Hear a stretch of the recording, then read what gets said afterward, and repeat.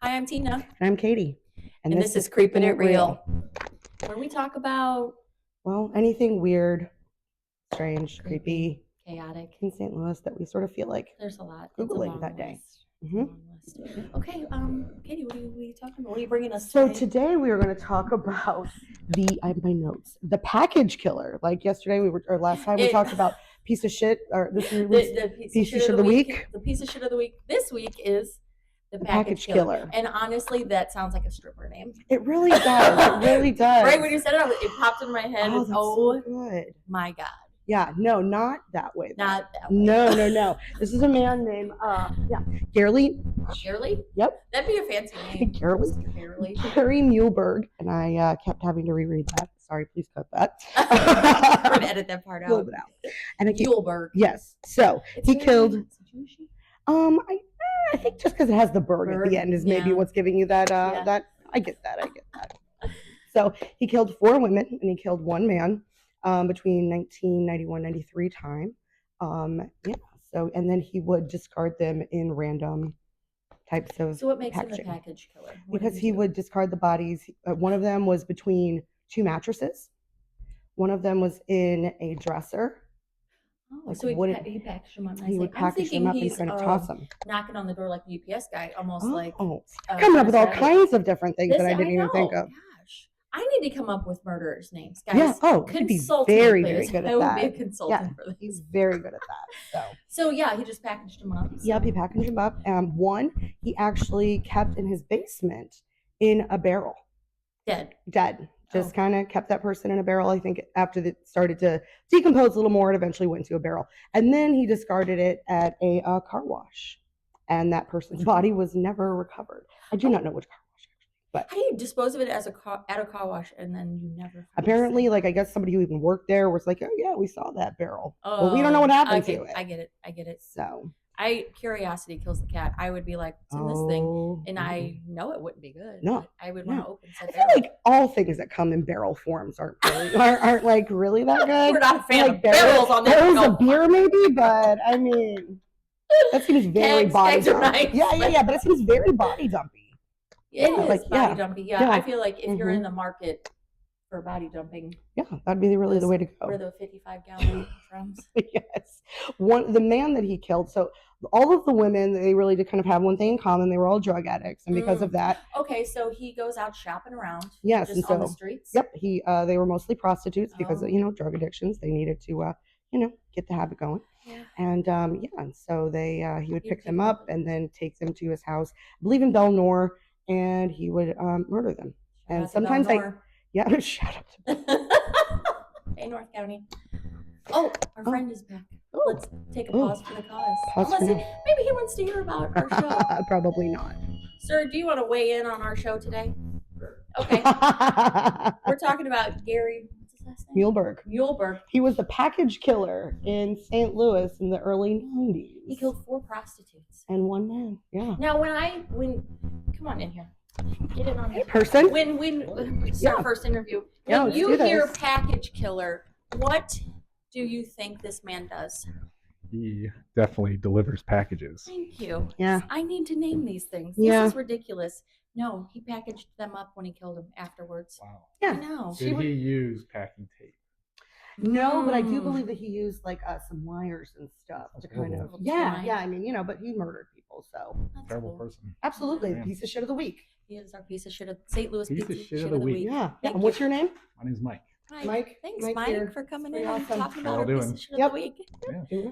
Thanks for letting me pop in. We're gonna end it here so we can check out Mike. We're here at Earthly Enigmas. Second time in to pick up some bath salts. He's gonna bring his wife. Shout out to me. Thanks, Mike. All right, thanks, Mike. Mike's wife. All right, and we're back. That was Mike. He was so nice. Sorry. Dead Sea bath salts. Butts there. Okay, so where did we leave off? Just with him? So I believe we were talking about the guy that he actually had murdered. Yes. So there was the prostitutes, take them back. And then the man, he actually had was selling his car and for $6,000 cash. And he lured the person into his basement and he murdered him. And then when he got caught, he actually said, "Oh, the guy's in my basement, but I didn't kill him." Oh, was he still? I'm confused. Yeah, he tried to. He was like, "No, that was like a guy I used to work with." Oh. He's like, "That guy killed him. I didn't kill him." Oh. But That's like your in your basement. That's like when you hear, "Well, we were having sex, and I accidentally strangled her too hard." A little bit. Yeah, Sexual asphyxiation. How many people use that excuse? Like, oh, there was a guy I knew. He murdered him in my basement. Mm-hmm. Yep.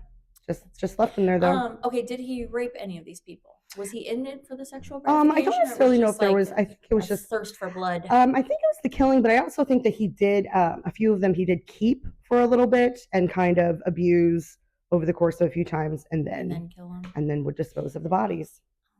Oh wait, so he was abusing the corpses, or okay, I'm not sure on that one. Wikipedia didn't go too deep on that one. I'm sure there's way cooler podcasts or people who actually know stuff that probably could touch base on that. Well, I'll start looking into some case files. Yeah. These people. Yeah, I mean, they're not good people. And then I have suspicions about some people in my life. We talked about that last time. Keith Morrison and I are going to talk about it one day on Dateline. Because I'm telling you, ain't no neighbors here no yelling, because I might hear yelling from one of my neighbors, and this makes me suspect. And I'm always like, for sure he's murdering someone. Yeah. I hope he doesn't. Yeah. Hopefully not. I mean, do you think like the Dahmer situation where people report it and they're just like, well, the cops really can't do anything? Okay, the Dahmer thing, that hits a little bit of a thing for me because let's be serious about this. If he was a straight man and it wasn't, it would, because the cops were like, "Oh, I'm sorry, this is a homosexual situation," and we're uncomfortable with that. Sometimes. So yeah, they dropped the ball. Yeah. Okay. So they could. I mean, if there was screaming in a house and the cops went there, it's not like they can go just kick the door in. I guess.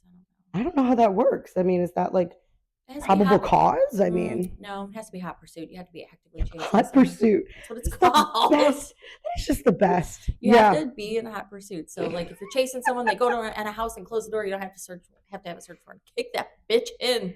Have you ever kicked a door in? Look at me. I am. Okay, I don't know. 5'6". I don't know what kind of training you've been through in your life. Okay? No, but I did have a hot pursuit one time. See, okay. And a very awesome sergeant of mine who was about 6'4". I don't know how much he weighed. He was gigantic.